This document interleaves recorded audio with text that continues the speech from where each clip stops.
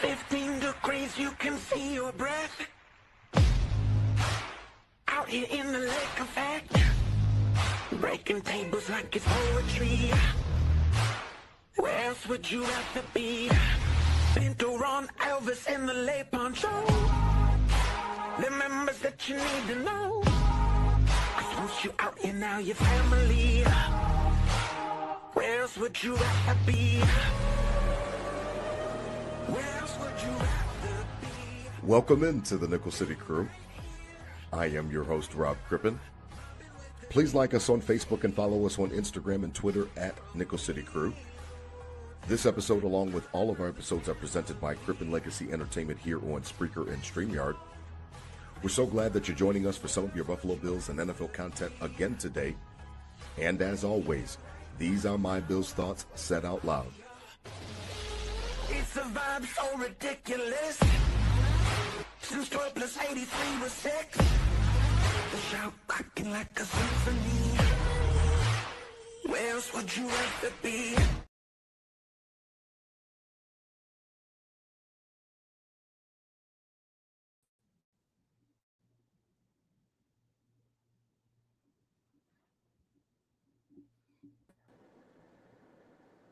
All right, let's get straight to it. Really excited for tonight's episode. It's funny because, we did the offensive preview last week. Shout out to Nate Geary and Fernando Shamoud, who helped us, kind of just chop through everything. And it was a really great episode. It flowed well. And listening back, I just thought that we hit on all the major points. Well, we flipped the side of the ball tonight. It's defensive time. It's time to talk about the defense. New defensive head coordinator Jim Leonhard leads this defense, and we're going to see what we got. I mean, there's a lot of things to chop up. TGIF. Joining me tonight, as always, my co-host, Riding Shotgun, Adam Dumptruck Rupsick. Check him out on Instagram and Twitter at Adam Rupsick, RUPCZYK. Holla at the crew, DT. What's good, DT? You looking good with the golf shirt, sunshine, and holla at the crew. Nickel City, what's up? Rob, happy Friday. Again, 2 weeks in a row, different location for DT and Nickel City Crew. We'll get to it, but happy to be here. Other side of the ball, everybody talks about 1-7. I go to the practice on Tuesday. Every single person, 41,000 of them had a 17 jersey on. So it's time to talk defense. We got to play that side of the ball too, and it's let us down the last 7 years. So excited to get into it tonight, Rob. Happy Friday. What's up, baby? I'm good, man. TGIF, man. I'm really excited. Listen, we had two great guests for you last week. We're hitting you with another headbanger tonight. Listen, DT, I told you, man. I've told Nickel City Crew I love these Twitter spaces. I love getting into it. I love, kind of practicing my takes and different things like that. Two guys have really stood out to me in respect to just their football acumen, the way that they see the game, different things like that. Again, Nickel City Crew, we're not looking for an echo chamber or anything like that, but sometimes when you pick up on a couple things that some guys saying, you're like, you know what, this dude knows his ball. We've got two for you tonight. Listen, check him out on Twitter at Jance. That's JANCE716. My boy Jarek Hall. Holla at the crew, Jarek. Really, really happy to have you here, man. I've been enjoying our interactions for the last few months. Really, it's been about almost a year now. I've been in those spaces. Jarek, holla at the crew. What's good, man? What's going on, y'all? I finally got my camera to work. But what's going on, guys? Yeah, man. Excited to be here. Rob's been, Rob's been trying to get me on this thing for a minute. Again, should have been on here last week, but we had some technical difficulties. So I'm glad that we can get on here. We can just start to chop it up, man. So I'm excited.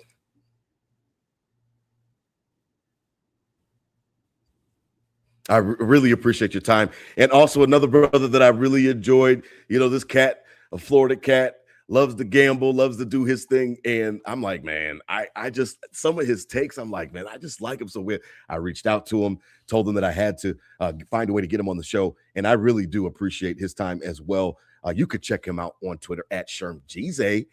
Holla at the crew, Sherm. My man, listen, it's good to finally link up and get you on the show just like Jarek. I'm really happy to have you tonight. It's been a long time coming, but I'm happy to have you, man. What's good, man? Holla at the crew, man. TGIF. Man, what's up? I wish I had the great jersey for it, man. I would have came out in style, you know what I mean? But it is what it is. I'm at the office just chilling. And actually, while I do my work, you know what I mean? I got a couple of things going on, but I've been, just they got to hire me soon. I'm ready to be the scout. You know what I mean? I'm gonna let them know what they need to do on some of these roster decisions. So I'm happy that we're talking defense because that's really what I want to focus on. So I was excited to hear about that. But shout out DT. What's up, Rob and Jarek as always.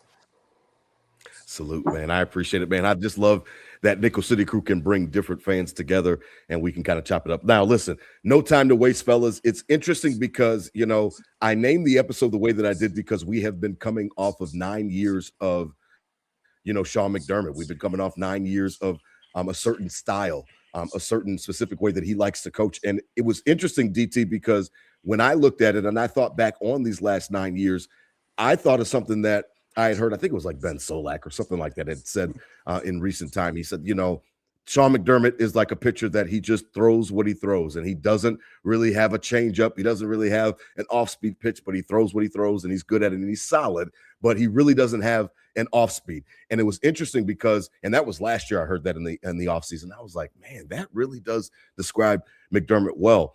He was like Novocaine, DT, bend but don't break. Bend but don't break. And we talked about it, DT. It has its merits, but like it just seemed like in the playoffs it let us down. And I'm embracing change, man. To be honest, DT, I'm embracing change. It's different. It's going to be different, and that's something that works out well for the Bills.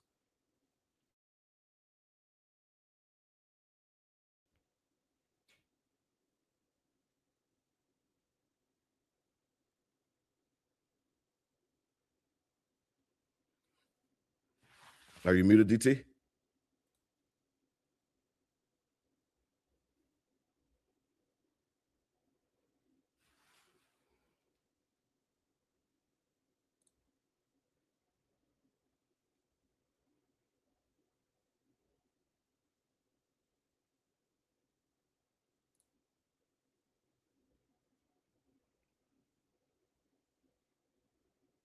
Lord have mercy.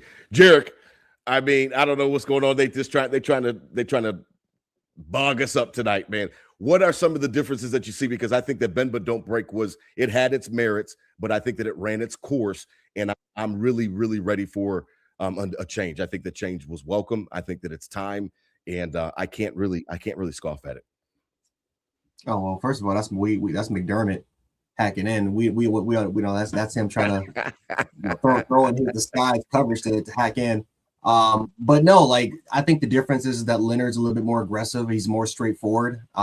It's a little less read and react, a little less kind of predetermined with the defense.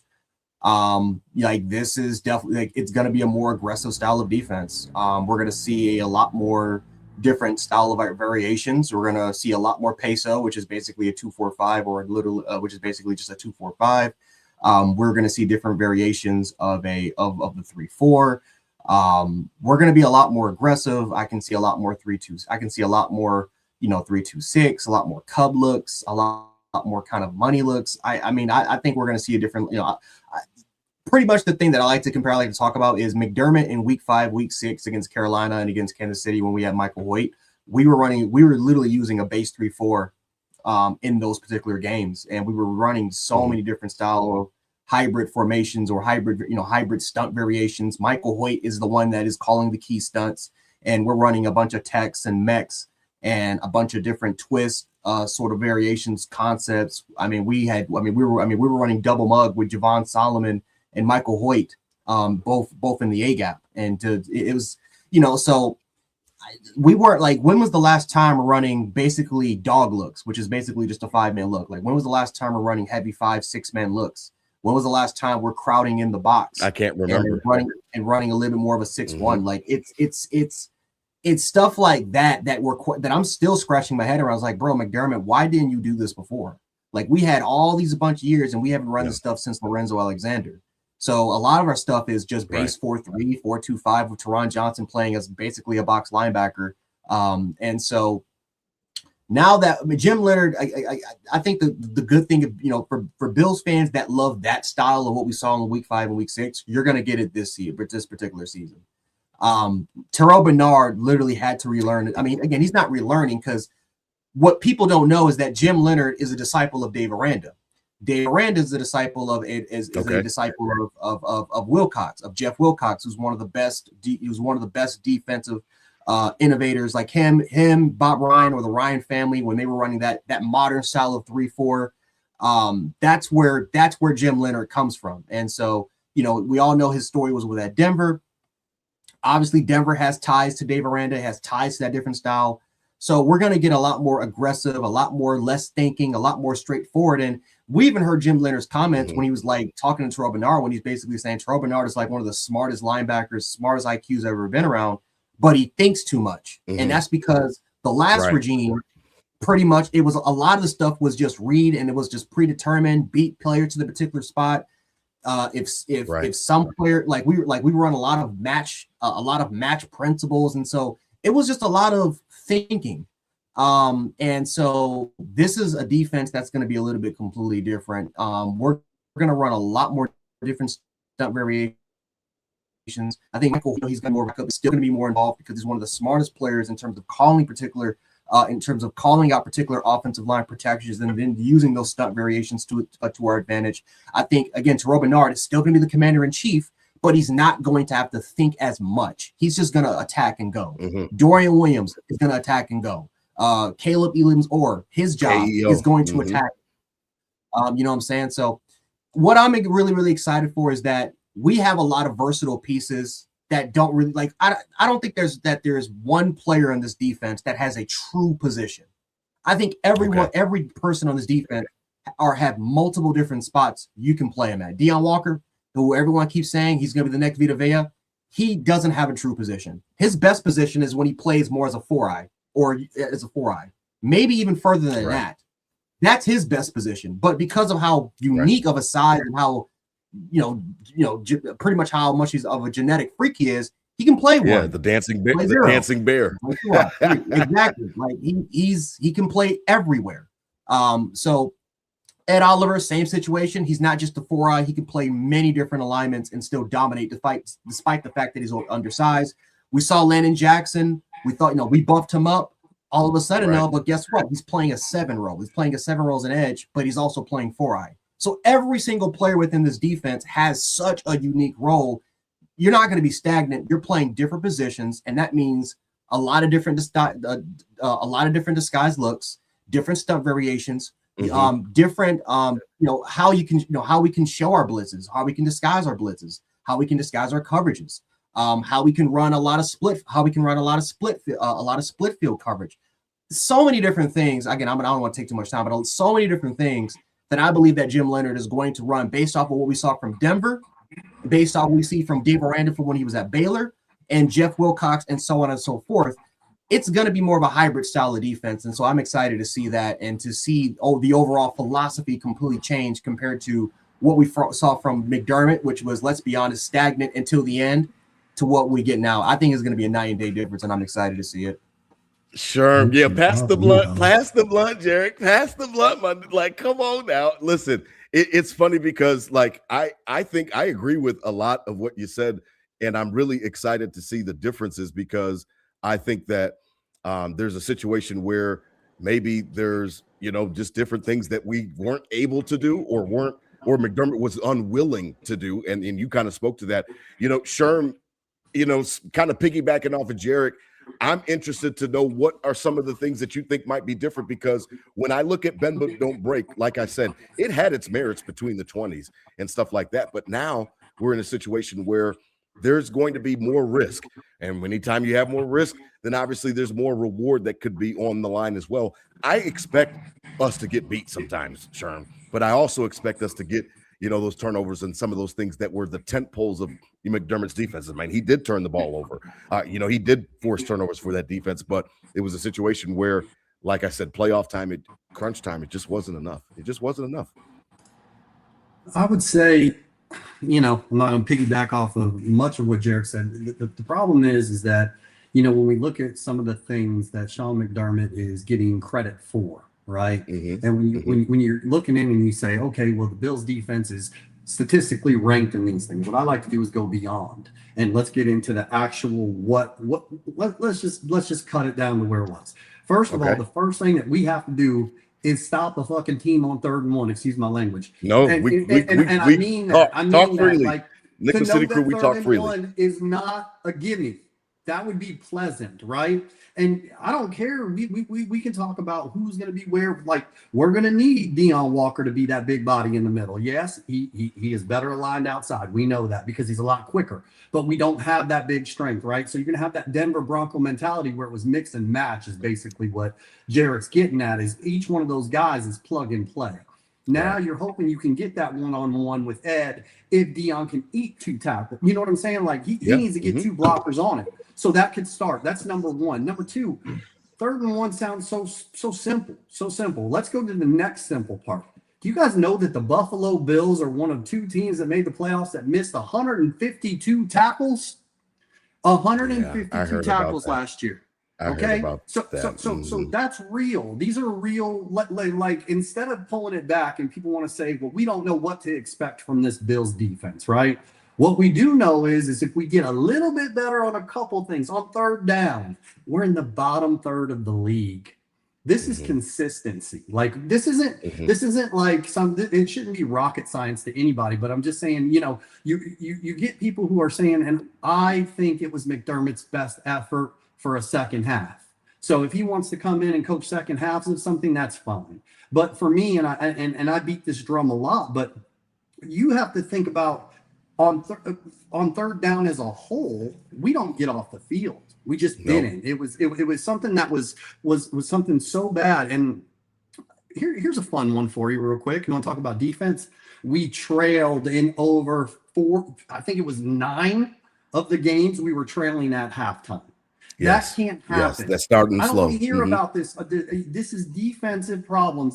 Those are points, right? Regardless of how they were they weren't turnover prone. Going into the Houston game, I like to do a lot of things, and one of the things I like to look at is okay, we have a scramble percentage and an expected points or whatever. Josh is he gets out of stuff. So you got to realize it doesn't matter what we're putting ourselves into.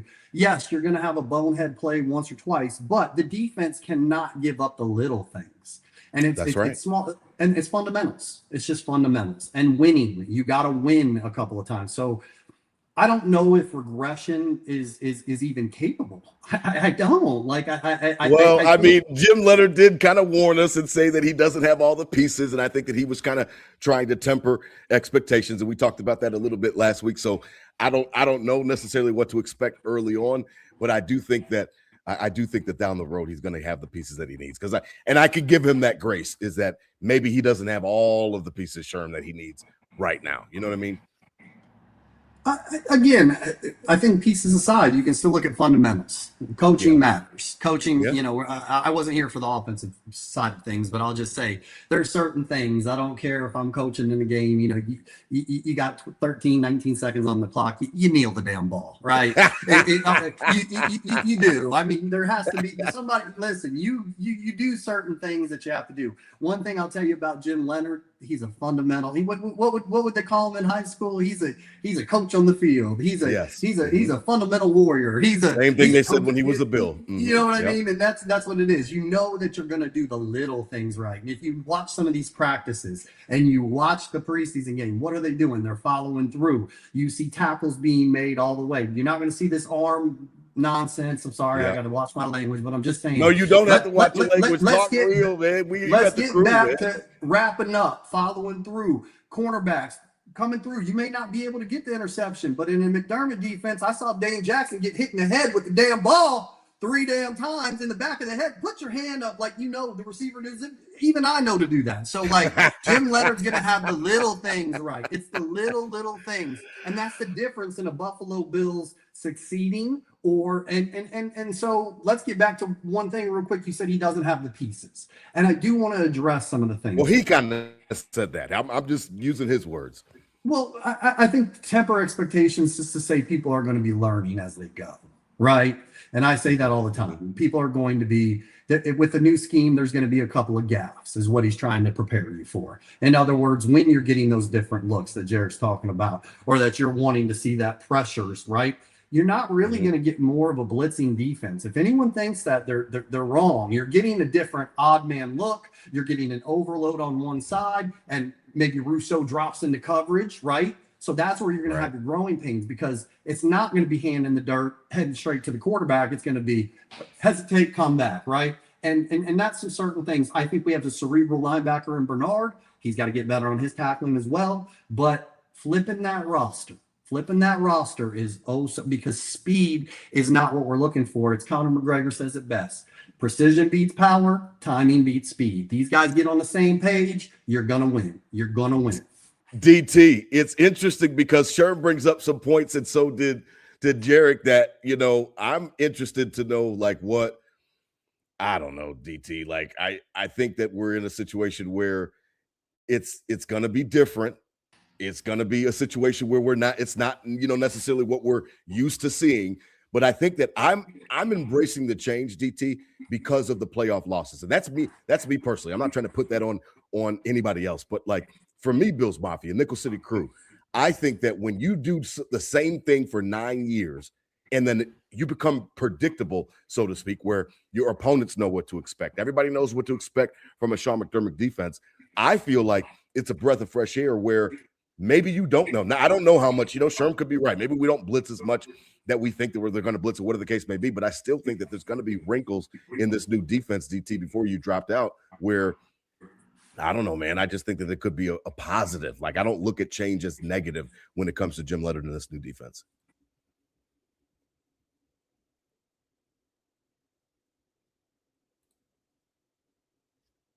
You with me, DT? You killing me tonight. You with me, DT? You frozen? You killing me. I don't know, man. I listen, as we transition, and DT will try to, oh, there you go. You good? You back?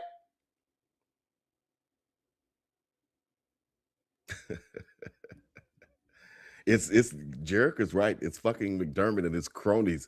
They are trying to fuck the shit up. They're trying to fuck up anything that goes on with trying to move away from the McDermott defense. So it's funny. Listen, Jarek, I'm interested because when I look at it starting from the defensive line going forward, and it was interesting because I was a big fan of Caden McDonald, and I thought that the Bills were going to draft him. Then they draft IGB. And, you know, it kind of threw a monkey wrench in everybody's draft plans. Not everybody, but a lot of people were thinking that we were targeting defensive tackle, a true nose. And now you got the Vita Vea stuff that obviously simmered down with him resigning. Is everything okay on the defensive line, Jarek, in respects to, you talked about multiple positions. You talked about guys playing different roles. We've got that dancing bear who looks great and looks like he's poised for a great come out.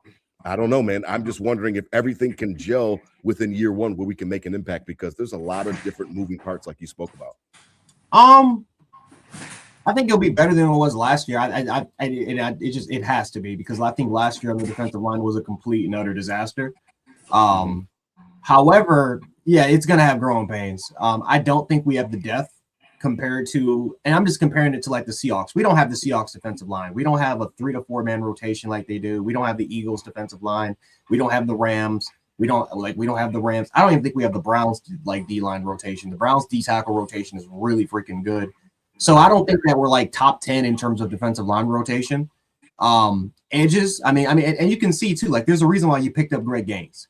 You picked up Greg Gaines because outside of Deion Walker, and again, Fedarian Mathis is suspended, but we need run defenders. We need guys that when we go into those tight fronts, when we go into those mid fronts, when you have your 2-4 eyes, when you have your prototypical zero, or if you go like your zero, like do we have the players? Do we have the players and the rotation necessary for us to be successful?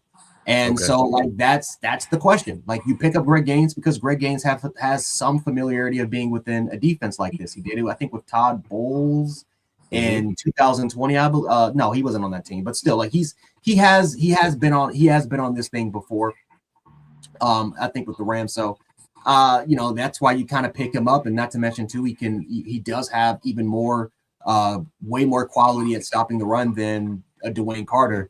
So, and then even then, like Gregory Rousseau is not used, like what we're like dropping him back into, like he is going to drop back into coverage. Bradley Chubb is going to drop back into coverage.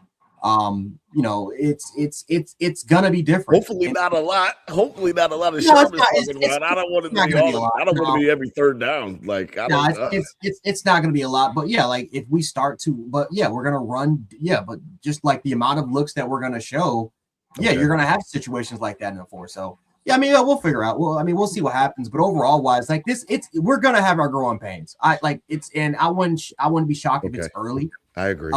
My expectation, hopefully, is that we pick things up in the second half to maybe even the playoff or maybe in the start. But, you know, yeah, like it's gonna happen. I just think more from a depth perspective is where I think is where it's gonna show his head. Again, you picked up Greg Gangs, you tried to buff up Dwayne Carter by adding 10 or 15 pounds Adding weight. that he can again. He's a 3-tech. That you're trying to play him more of an inside shade. He's undersized and he just doesn't have the size. Well, I mean, yeah, we're gonna have our growing pains, but overall, if we can as long as we can stay healthy, which that's the key word is health, which we haven't been staying healthy in more particular key spots, then I think this defense is gonna be fine. But I think, yeah, once injuries do start to pile, if it does happen, hopefully it doesn't, it's gonna test everything out. And that's obviously, I think, you know, I wouldn't be shocked midseason if the Buffalo Bills continue to make trades to try to address that spot. Sherm, before we get to Sherm, DT, are you good? Can you hear me? Are you back? Hey. I want your insights, man. I mean, you're killing me right now tonight, man. You're killing me. We got guests at the house, and you fucking up. Listen, Yeah. DT, I want to know what your opinion is on the changes, on the differences that we're going to see. Bend but don't break is over. It is the death of bend but don't break, and I think that. Again, because it had its merits, we suffered through it. And it was, yes, between the 20s, McDermott was great. I'm worried, DT, in respects to the fact that I don't know if everybody is prepared for how different it's going to look, DT. And I also, simultaneously, I don't think that change is bad, DT. I don't think that different and new and change is bad. And I think that everybody just needs to buckle up. We might give up some bigger plays than you might normally see over the top. And we'll talk about the linebackers in the secondary in a minute. But, like, I think that there's going to be a trade-off where it's going to be worth it in the end, DT. It's going to be worth it. Well, it's worth it in the divisional fourth quarter, you know, in that last play on the 3rd and long when we need a stop. And that's something we haven't ever gotten, right? So if we do give up some plays, you know, in the season that we usually didn't because it isn't bend don't break anymore, that's what we talked about, the fundamental piece, right? That's going to make up for a lot of the things. If we do let up a big play, well, we're not going to let up that rush on 3rd and 8 because we're making the tackle in the backfield when we should have.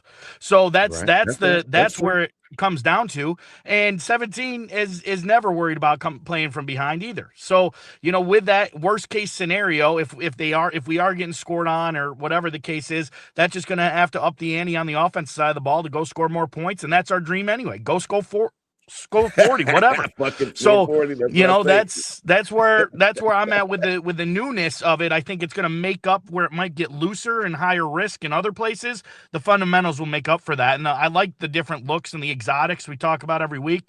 And the way it's a 3-3-5, but really it's a 6-2, you know, or a 6-1, right? Because there's guys all over and the different ups and backs. And I think there's a wide range of talent on the defensive front that we've been drafting and adding, and there's 50 of them, right? So I'm hoping the pieces can be found from Jim Leonhard as we move forward with that many chess pieces. You got to find a few guys that can play these positionless roles. Yeah, no, I agree. You know, it's interesting, Sherm, because like when I look at it, you know, if you start to go back from the defense, you go defensive line, then you go to the linebackers. You said a name that like has been big on my list is that like Terrell Bernard. I understand that he went through injuries last year. I understand that we necessarily didn't get the best of him. But Sherm, I'm concerned because KEO and the way that he plays, I'm not saying that KEO is going to be above, you know what I mean, Terrell Bernard. But I think that he could be above Dorian Williams. And I think that it could be a situation where I'm interested in this linebackers. A lot of Bills Mafia wanted us to add a linebacker, whether it been, you know, bringing Shaq Thompson back, whatever the case may be. Sherm, I'm concerned a little bit about the linebackers because I think we're just a little bit light, and I don't know necessarily if we can hold up. Maybe we can. Maybe it's going to be no big deal in the end, but I think that it's it's something worth at least monitoring, because I know that Terrell is a great player. I just haven't seen him be a great player since, a couple years ago.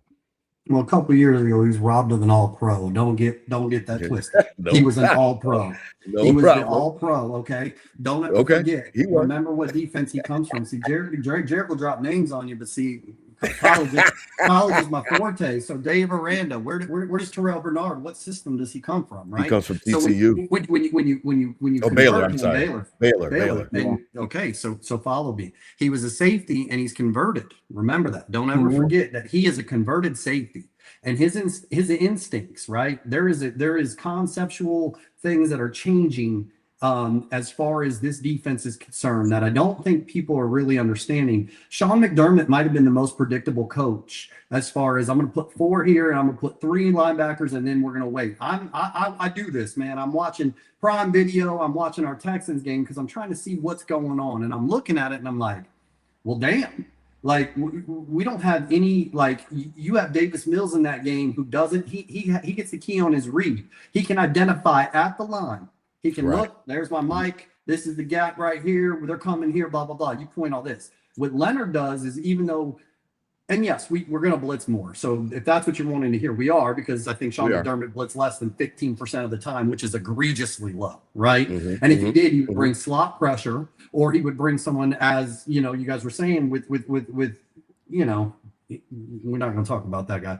But what I will say is no, I don't want to piss down nobody's leg. Like what I want to say is like, well, sure, be real tonight. It's Friday. Be real. You at the crew, cuss. Do whatever you got to do. Keep it funky so for the audience. Taron no. Johnson had regressed. Okay, Taron Johnson had regressed. That's just what it was. And whether anyone wanted to see it or not, he hit his peak. And the fact of the matter is yes, he made some highlight plays. Yes, we will love him. We will endear him in our hearts forever. But he wasn't the same player. He just wasn't. Right. And he wasn't making the big tackles. He wasn't making the same hits. It's just the way it goes. So now when you have a pre-snap disguise, that disguise is going to do more for you than you know. For quarterbacks like Drake May, who in the Super Bowl did look like he was seeing ghosts, right? The reason he was seeing ghosts is because there's a disguise. And when you cause that single bit of hesitation, you take the Bills, who we're in the bottom third of sacks. So I don't see, like, if you're averaging 0.9 sacks per game, I can assure you it doesn't get worse. Like, you're going to get one of those on a drop. Like, you know what I mean? Like, it's just what it is. What I would also say is when there's this debate going on of how, do we have the depth or do we have the pieces? Yeah, they probably do need to add a linebacker. I think your concerns there are right, because we're an injury away from seeing Buffalo Joe out there. I mean, that's just the truth. And that story may sound cute to some people, but it's about as they won't be that cute on the Sunday. They won't be that cute on the Sunday that you need a W. Okay, so I like DeMar Hamlin. I think DeMar Hamlin's a hell of a human. I don't want DeMar Hamlin on my football side. I just don't want him on the field. He's a great person, fantastic story, great. But this isn't a Buffalo love story. This is get in your ring, get Rob a parade. And parade, baby, there you go. Addressing the needs. And so if you're going to talk about, as far as we're going regarding the pre-snap and the concepts that we're going, like I said, it's all about the concept. So when I tell you that, what do you feel more comfortable with an overload on, let's just say, if you bring it back, I know you're saying, oh, Greg Rousseau. I watched Greg Rousseau in college. Greg can do it all. Greg can do it all. We've underused him, right? You have to mix and match a little bit, and it's not just winning one-on-one. Like I said, I started with saying it was predictable. It was as predictable as it gets. You knew where it was coming. Okay, so the defense they would stun, or it doesn't matter. That none of that matters if you're not disguising what the quarterback's seeing. That little bit of hesitation that Jim Leonhard's going to provide us will lead to more sacks. Will it lead to a couple of gaffes in the secondary? It very well could, because now you're going to cause the quarterback to throw a couple hero balls. That's just what's going to happen.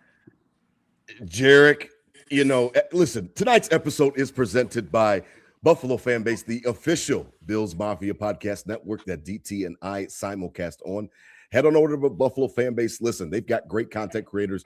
I just hooked up with a couple of them the other day from another podcast. And they've got K-Gun Report. They've got Circle the Wagons. They've everything that you need. They've got our boy Ryan Thomas. Ryan Takes Sports. They've got everybody there that you need. Check out Buffalo Fan Base. Salute to the Godfather. Del Reed, along with Justice General. Anything that you need in respects to your Bills content leading up to this historical 2026 Bill season, you can check them out and make sure that you do. Listen, we also simulcast on I-86 Network. Check them out. Listen, they've got all of the boxing and the UFC and the wrestling. They got everything that you need, and they're keeping you locked and loaded. They got a bunch of Sabres coverage. Listen, check out I-86 Network. We also simulcast over there. Shout out to my boy Tom Wujek and Bobby Hansen running a great site over there. DT is really killing me tonight. He is in and out like a motherfucker that is he owes somebody money. He just in, out. Jarek, we go from the linebackers, then we go to the secondary. And one of the things that I loved the most about seeing the secondary come together over the offseason, to be honest with you, was the addition of CJGJ.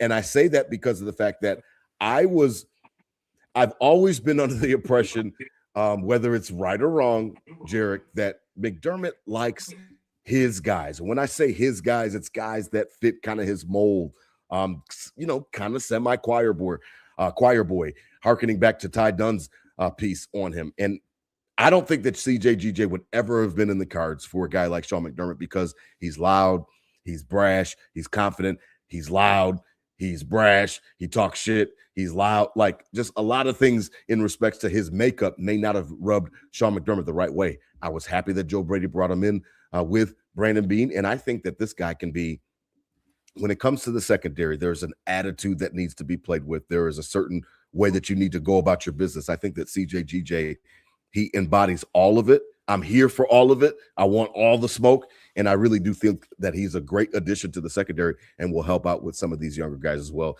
Even DeMar Hamlin, who Sherm can't stand. I think that that the addition of a guy like that helps out the entire room. I really do. Well, like Sherman said, I don't want DeMar Hamlin on the roster, but unfortunately, he is going to be on the roster because of special teams value. No, but McDermott, you're right. McDermott has his guys, and that could be a positive because you look at Christian Benford, you look at Tre'Davious White, they're zone corners. They came in from really, Tre'Davious White was a match corner. Christian Benford was more of your traditional cover 3 corner. And you look at those sort of players. And again, of course, you got the downside. You look at your Dave Jacksons and your Levi Wallaces of the world. Levi Wallace came from cover 8. He came from the cover 8 scheme, that cover 7, cover 8 scheme in Tuscaloosa with Nick Saban. But it's obviously McDermott has his particular guys, and he has this system of running that 4-3 or that 4-2-5. Teron Johnson playing that box to box, sort of role, playing basically as an extra linebacker. Listen, for some years it worked until we got into the postseason, and then all of a sudden we couldn't run any sort of traditional. We couldn't run like we were running just traditional pressure, nothing, no different stunts, no key blitzes off the edge, nothing. And then all of a sudden our secondary is playing this conservative base cover 3. And it was just complete hell. The seams were wide open. We backed our corner, like the death of what our corners were playing were extremely freaking far. So it was allowing so much underneath stuff to open up, and it was just giving way too much. We're giving way too much responsibility for our linebackers to kind of handle, because it's, as a linebacker, it's hard sometimes to. Okay, I have to worry about what's behind me. I have to worry about what's in front of me. I have to worry about, especially if I'm playing a particular zone, especially if I have a particular zone drop. And if let's just say I am playing match coverage, it's way harder, to cover 2 or 3, 4 different things happening in front of you or behind you. And so that's the thing about McDermott's defense. It's just thinking. It's too much thinking. Yes, and it can help. It can absolutely excel, especially if you have a very intelligent linebacker. May not be the best athletically, but as long as they have the mental capacity to handle McDermott's philosophy, they're going to excel. Very similar to like Bill Belichick, how he can take players from Walmart and all of a sudden like Bill Belichick had a certain defense that just worked with certain players. But the problem was that the downside with having McDermott guys is that he had it his way. So perfect That's example, because we're seeing it this year. It's Jordan Hancock. Jordan Hancock was drafted from Ohio State, very athletically gifted, had a RAS score, I think, close to a 9. 6'1", 195 pounds. He's a big player. He's a big DB. I don't think he has a true traditional position, but when he came out of Ohio State, and what he was known for was playing in the slot. That's what he was good at. He was basically a star playing in the slot. Right. And he made a lot of key tackles. He made a lot of key plays in the passing game strictly for that position. We drafted Teron Johnson, and what do we make Teron Johnson play? Well, we make him basically play 4 different positions. He's playing as a field side corner. He's playing in the slot. He's playing in the box. He's playing as a post safety. He's playing as a split safety. He's playing way too many different roles. And so all of a sudden now, when we get, let's just say we get to the playoffs, what happens when we get to the playoffs against the Jacksonville Jaguars when we have a player hurt? He's playing as a post safety. And thank God we played against Trevor Lawrence, because Trevor Lawrence was unable to identify the weakness, which was Jordan Hancock, who was always a step behind in terms of recognizing the play post snap, because he doesn't know how to play that position, because that's not what he's used to playing at Ohio State all the time. But all of a sudden now, when we have Jim Leonhard in the preseason game, and all of a sudden he's making a bunch of plays, and everyone's saying, "Who is this player? Why isn't he should be starting in the slot?" Well, what do you have it? The player that played well, all of a sudden, well, of course he knows how to play well, because guess what? He was drafted. He was drafted in the 5th round and drafted as an all Big Ten player because he played in the freaking slot. So go figure. Is that all of a sudden now we have a defensive coordinator who's playing players in their natural positions that they played all their lives, instead of McDermott, who's taking players, putting them out of position and putting them in predetermined areas that fits his particular style. And sometimes it works, sometimes it doesn't work. But when it doesn't work, we pay the cost. We pay the ultimate price ultimately when we get into the postseason, and that's what happens too much. Look at Tremaine Edmonds. Again, I know it's the secondary topic, but look at Tremaine Edmonds for a perfect example. Tremaine Edmonds was known before Averill Reese, who was drafted this year at number 3, or Abdul Carter. They're drafted high. Why? Because they're playing off the edge. They're playing as an outside linebacker role, but they're basically playing as an extra edge rusher. That was Tremaine Edmonds at Virginia Tech. That's what he was. He was an outside linebacker who they use in heavy fronts, and they basically use him to set the edge and to get after the quarterback. They use him in so many different blitz packages. He was basically Dorian Williams. We get him to Buffalo, and he's literally playing Mike. He's playing traditional Mike. To be fair to Tremaine Edmonds, he played well. He played well. He was very similar to. He lacked the splash plays, but he was solid. He lacked the splash. Right, like he was getting compared to Brian Urlacher, but he's not Brian Urlacher. Like he may have the physicality and the size of Brian Urlacher, but he doesn't have nowhere near the mental capacity of Brian Urlacher. Why? Because linebacker is not his natural position. It's not his natural position. He basically didn't have a position when he played out of high school. So this is what we're talking about with McDermott in terms of getting players to play different roles that they're not accustomed to playing. Sometimes it can work, sometimes it doesn't work. But ultimately, what does work for McDermott's defense, and this is just the weirdest crap, and some people may find my words confusing, is the players that he does draft, and when he does get them to play roles or assignments that they're used to playing, they excel. Christian Benford. Yeah, they excel. Benford is a cover 3 corner. What's our defense? Mostly cover 3 out of a 4-3 look. All of a sudden, Christian Benford is excelling.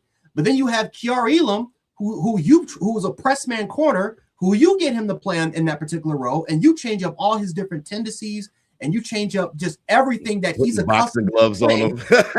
And look at it, and then all of a sudden when we get him to play right back to traditional man, he's getting cooked, and then people are going to blame the player. No, that's on coaching, because you're rewiring a player's brain to play in your specific scheme. And that can absolutely disrupt the player's development, especially a young player in the NFL. I'm telling you, playing as a defensive back, especially with the amount of assignments that they have to play, it's one of the hardest things to grasp. Not just what you're doing on the field, but what you're doing off the field. So rewiring a player's brain that they're not used to doing, and then all of a sudden getting them back to playing that role that you drafted them for in the first place, it's not going to work out 9 times out of 10. So this is my problem. That's my problem. And that's why I think with the Leonhard secondary, when we have players like Jordan Hancock, we have players like Jalen Kilgore, who, by the way, Jalen Kilgore played in the slot in South Carolina, but before that, the 2 years prior, He played as a post safety.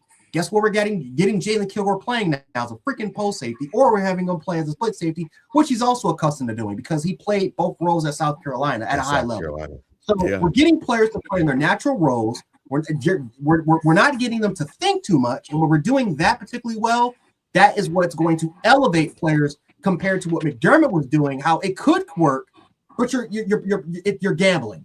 Sherm knows it, but you're gambling. That's what we're doing.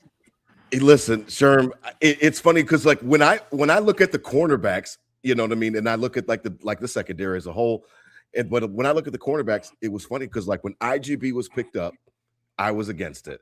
But I'm ready to be proven wrong, Sherm. Like I'm ready to be proven wrong in respects to his impact. And guess what we have him doing, by the way? We got him. He's playing press. We don't just got him playing 15 yards back or 10 yards back. You're going to be. That's my hot take. I've stood on business, and I don't care. I'm telling you, he's everything they want him to be and more. It shows the change. Listen, what Sean McDermott did well, because I don't want to shit on the guy all that, but after that drought, he instituted a culture. Okay. And you had to develop. You had to make Buffalo an organization that was now ready to win and used to winning. And I think the misconception, and it's because, look, I'm not going to shit on Buffalo, but I'm going to talk about Buffalo for a second. Come on, when you get drafted, when you get drafted to Buffalo, you have to have a certain character built, right? A lot of these guys are getting a lot of money in their first time in their career, you know.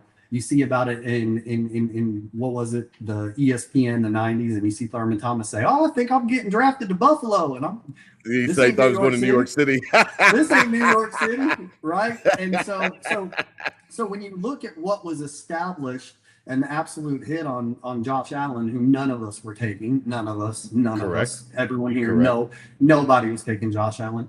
Then in the first year, you know, you have Tyrod Taylor, and you get to that Jacksonville game that was an absolute stinker. It was a true McDermott class. But let's say this. I was there. What he did we just broke the drought. It was all good. It was all good. I was there too. Yeah, I was sitting there, but that 3 points, man, that sits with me.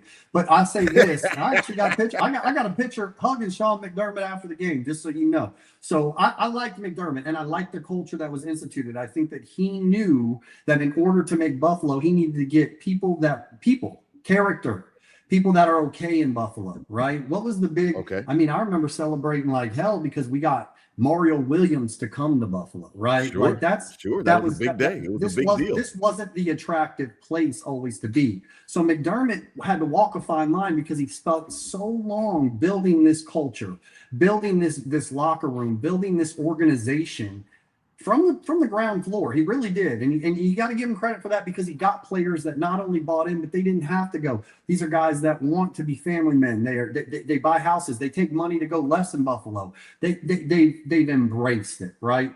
Not every player can do that. Like me, I was, if you remember a couple of years ago, I said, hey, listen, mortgage those fucking picks and just, you know, because now we can look back, we can see what those picks would have been, and those picks would have been Keon hindsight's Coleman always 2020. I understand. I know it's 2020, but I was before the hindsight, so I was looking through the front when I wasn't looking through the rear view. I remember you were there, and I said you can package that in the trade. You can package these two first. Oh no, and you can go up, and they say, oh, you don't have a dance partner. Yeah, I mean, I'm in the business of finding what people's breaking point is. Trust me, there is a price. There's a price. And you can go up and get that, but you can't put a Malik Neighbors in Buffalo at that point, like if Josh Allen's not there. Right. Gardner Johnson probably doesn't come to Buffalo if Josh Allen's not here. So let's also recognize the opportunity and the opportunity cost that McDermott did afford us. He built something wonderful. He's just not the guy to take it over the top. And like I said, I live in the Tampa Bay area. I watched Tony Dungy do the same damn thing. I watched him build a beautiful, beautiful thing. And guess what? He just would not adapt. And it took John Gruden coming in. Mm-hmm. It's just what happens. And sometimes there's the proverbial hump that you can't get over. The guy couldn't do it. And yes, we can say the players have to make plays, but you also have to make the right decisions. You have to put the people in the right. Eventually, there is no such thing as a one-off. There is no outliers. There is a trend. There is a trend of scoring and then not getting off the field. Scoring, not getting off the field. And so if we can get a couple of those things, I'm not going to, I'm not gonna, dismiss what McDermott did, but I do have to say it was time. Yeah, I it don't was think it's a time. gamble. You keep saying it. You said a couple times, I'm ready to see what's going on. And the truth of the matter Well, is, because it's unknown. I say that because it's unknown. We don't know Jim Leonhard. We know Jim Leonhard as Wisconsin's defensive coordinator. We know him as the understudy under Bowles.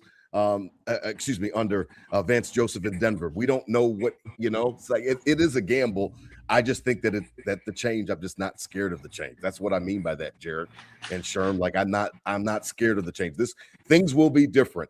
I think that for Bills Mafia, as we begin to wrap up tonight, I think that you should expect there are going to be bigger plays that are given up that we are not. What was one of the staples of McDermott's defenses? He was never beat over the top. Never beat over the top. We had obviously all pro Poe. We had Hyde. Never beat over the top. We might get beat over the top a couple times. I heard in Cleveland in the joint practices we were getting beat. Casey Concepcion was having a couple good plays. Listen, we might give up some shit, but I think that like the trade-off, I think is just worth it. Where I'm just not worried about it, Jarek. I'm not worried about what we lack, as opposed to the differences that we're giving teams. I think that we're just going to give them such different looks that I think that it might balance out. Does that make sense? Or I don't know if that makes sense or not. well, what I'd say is this: if you're going to be a run first team, right? That's what we were. We transitioned.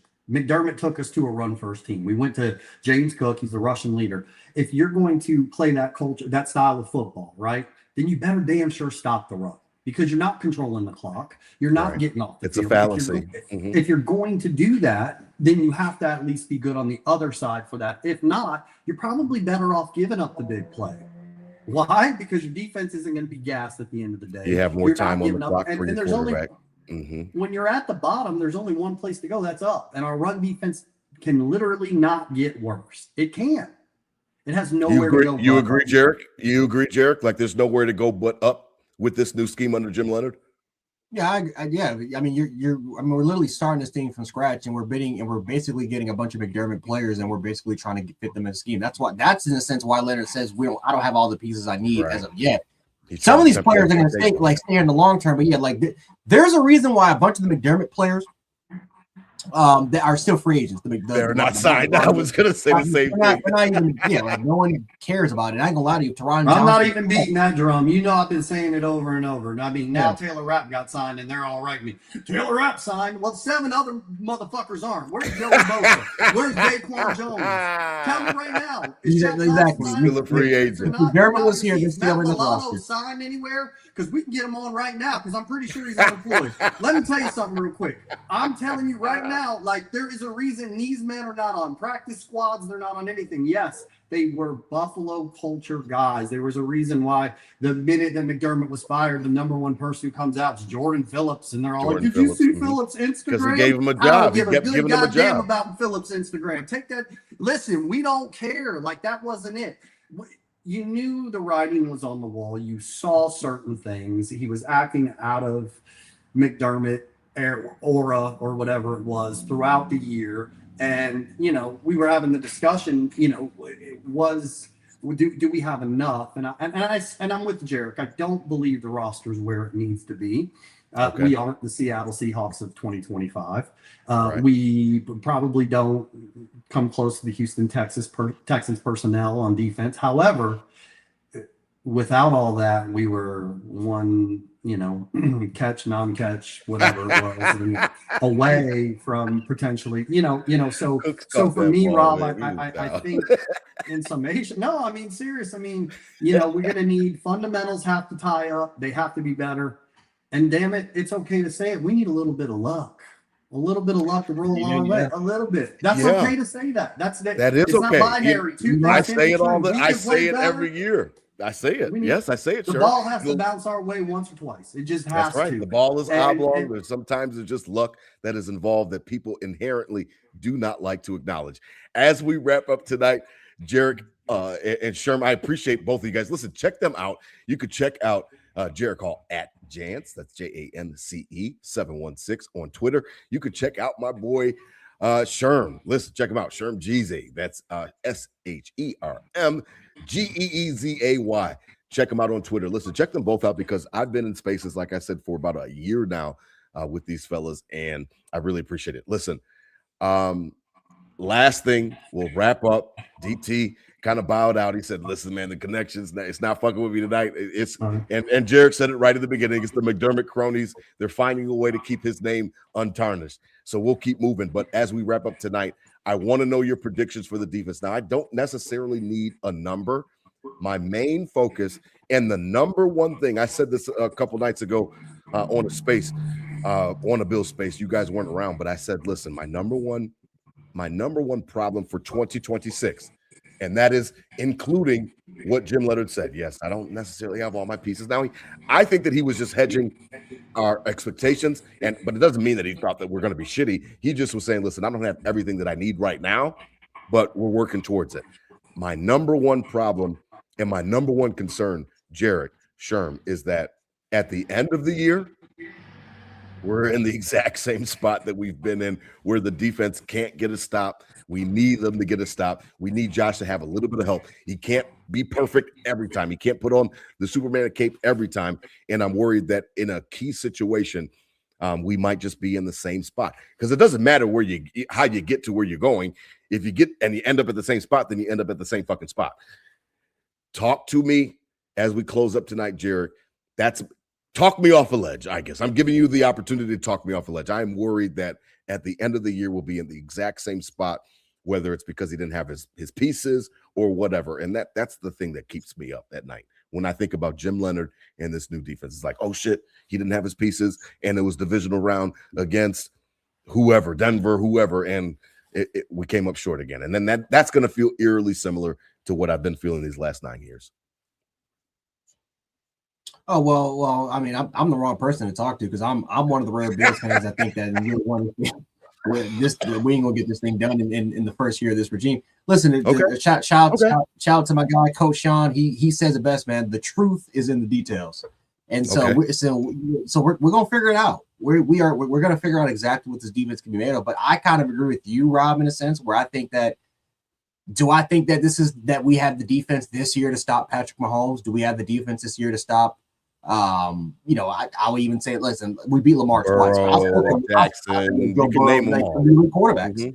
Mm-hmm. I would even say a Bo Nix. I hate to say it, I'm gonna throw Bo Nix name in there, because we couldn't get the job done against Bo Nix, and he does. Say what you want to say about Bo Nix. Bo Nix gave him the ball a bunch of times. I'm not giving Bo Nix. He had 2 successful drives that won them the game. It is what it is. He outplayed our quarterback. But with our quarterback fucking up to help. Like we had to help him. Outplayed the quarterback. He didn't make any crucial mistakes. With Josh Allen helping by turning the ball over. It is what it is. And James but that's the point, though. That game, it should never have been close in the first place. We should have blown out Denver. We were like Jacksonville was way more difficult to play against. You're right. And we found a way to mess that up. So ultimately, at the end of the day, is this going to be? I think the real question is this going to be a defense that can win you football games if our quarterback screws up?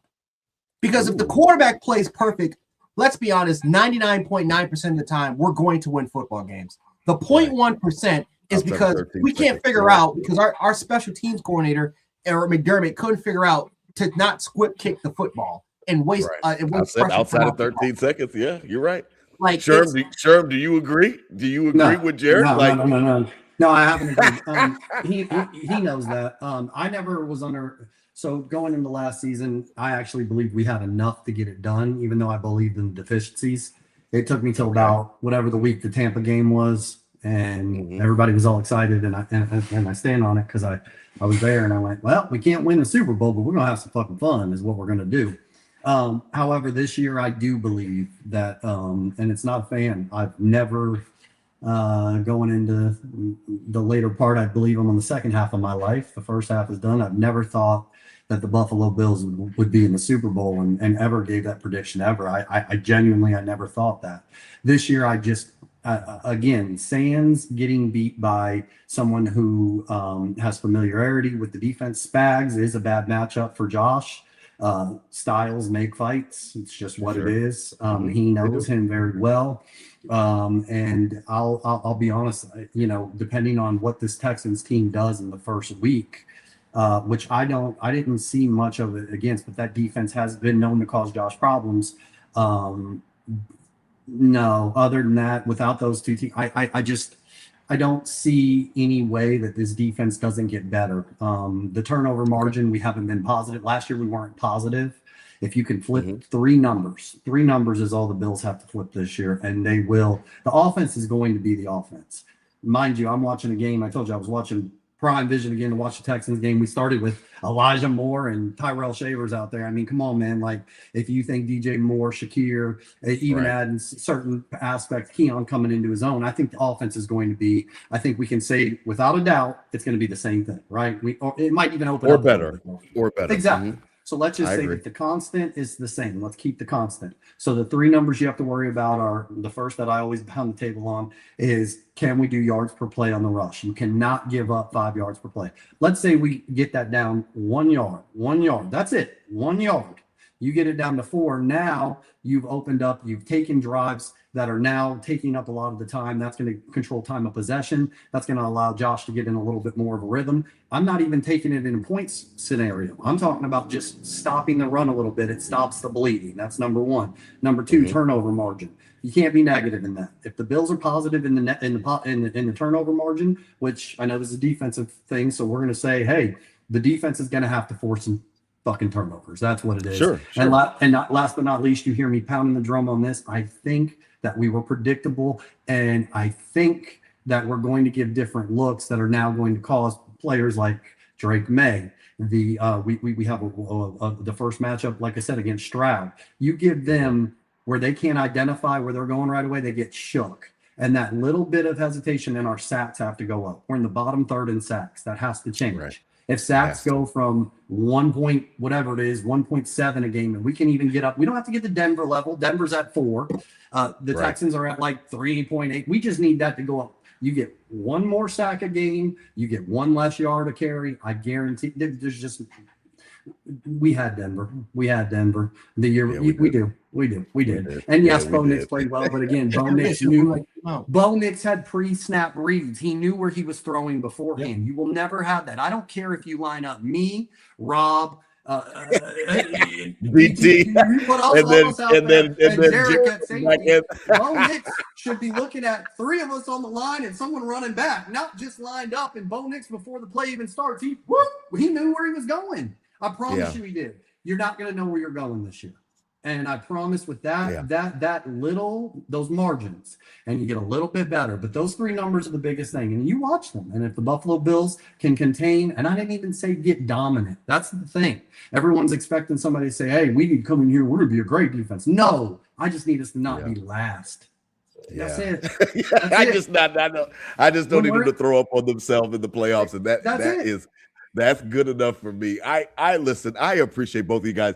DT already texted me. He sends his regards. Said every time he tried to hop on, he could not get on, and it was breaking up. So we appreciate it. Listen, he is celebrating his grandma Willa's 101 birthday. 101. Wow. What the fuck? I won't make it that long. I don't have any idea. Like 101. I don't even know if I want to be around that long. But listen, I heard Grandma Willa is doing her thing down there. Happy birthday, in Panama City. Yes, man. So happy birthday, GT. Enjoy it tonight as we wrap up tonight. We really appreciate it. Listen, Nickel City Crew, Bills Mafia. Listen, I told you guys that this was like one of the last episodes we had to talk about McDermott. I'm done. We are done. Next week, we've got Mama Monday, the resident mama of Nickel City Crew. She is coming. We are ready to talk about Josh Allen. We're ready to talk about the brain as we do yearly. We're going to break it down. He's a dad now. He's now, he's a husband. He's a dad. I don't know. It's time to break down Josh Allen. Like this is act 2 of his career. So we are really, really excited. Mama Monday will be here next week. Listen, we appreciate you guys. Listen, over 350 people on the TGIF Friday watching us live across all platforms. We appreciate your time tonight. Listen, again, DT sends his regards. Sherm, Jarek, I appreciate y'all. Y'all showed up big. Y'all did me right. Y'all made me look good. I appreciate y'all tonight. Salute to you guys for sure. I appreciate your time tonight, man. Listen, as always, enjoy it. Bills have Cleveland just came off of the joint practices, so they will be in Cleveland tomorrow afternoon, 1:00 kickoff. Preseason game number 2, only 3 preseason games now. You know that with the new schedule. So listen, I don't expect any of the starters to play.